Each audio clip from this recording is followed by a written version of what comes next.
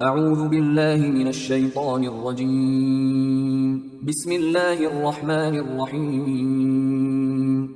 سورہ بقرہ آیات نمبر 79 تا 96 میں بنی اسرائیل کو یاد دلایا گیا کہ یہ قرآن ان پیشین گوئیوں کے مطابق نازل ہوا ہے جو پہلے سے ان کی کتابوں میں موجود ہیں، لیکن پھر بھی وہ ایمان لانے کے لیے آمادہ نہیں، حالانکہ ان کا دعویٰ یہ ہے کہ وہ اللہ کے محبوب اور چہیتے ہیں۔ اعوذ باللہ من الشیطان الرجیم۔ ولما جاءهم كتاب من عند الله مصدق لما معهم وكانوا من قبل يستفتحون على الذين كفروا فلما جاءهم ما عرفوا كفروا به۔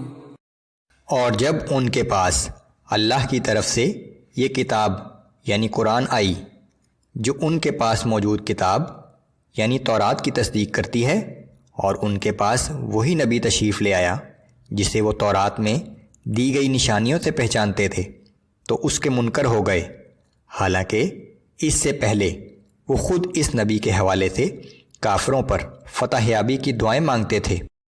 فلعنت اللہ علی الکافرین۔ بس ایسے انکار کرنے والوں پر اللہ کی لعنت ہے۔ بئس ما اشتروا به انفسهم ان يكفروا بما انزل الله بغيا ان ينزل الله من فضله على من يشاء من عباده۔ کیا ہی بری ہے وہ چیز جس سے انہوں نے اپنی جانوں کا سودا کیا کہ اللہ کی نازل کردہ کتاب کا انکار کر رہے ہیں، وہ بھی محض اس ضد کی وجہ سے کہ اللہ اپنے فضل سے اپنے بندوں میں سے جس پر چاہتا ہے وہی نازل فرماتا ہے۔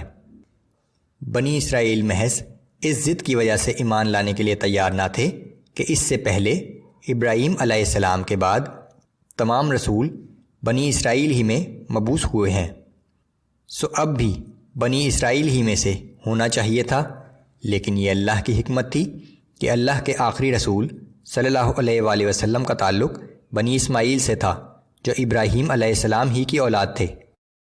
فباءوا بغضب على غضب وللكافرين عذاب مهين۔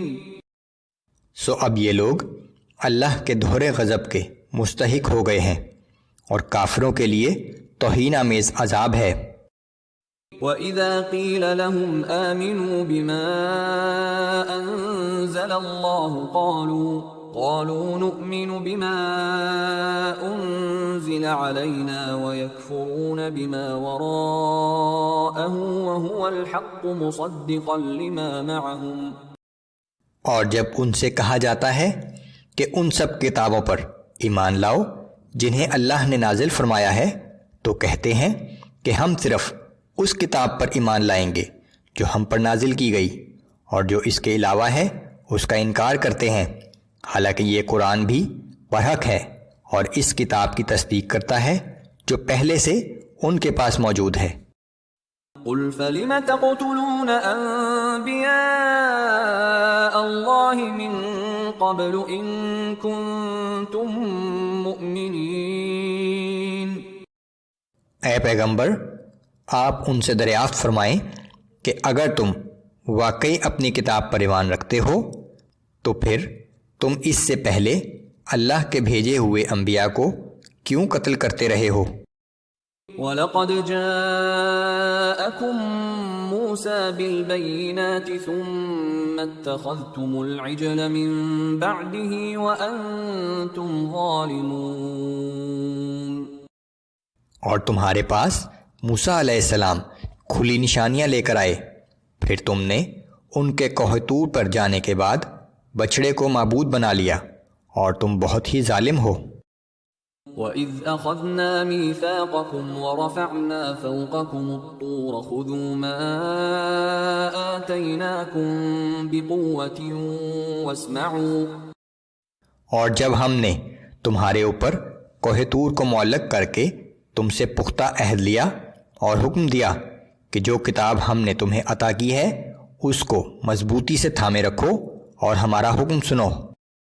قالوا سمعنا وعصينا وأشربوا في قلوبهم العجل بكفرهم تو انہوں نے جواب دیا کہ ہم نے سن لیا، مگر پھر نافرمانی کی، اور کفر کے باعث ان کے دلوں میں بچھڑے کی محبت رچا دی گئی تھی۔ قل بئس ما يأمركم به إيمانكم إن كنتم مؤمنين۔ اے پیغمبر صلی اللہ علیہ وآلہ وسلم، آپ انہیں بتا دیجئے کہ یہ بہت ہی بری باتیں ہیں جن کا حکم تمہیں تمہارا ایمان دے رہا ہے، اگر تم واقعی مومن ہو۔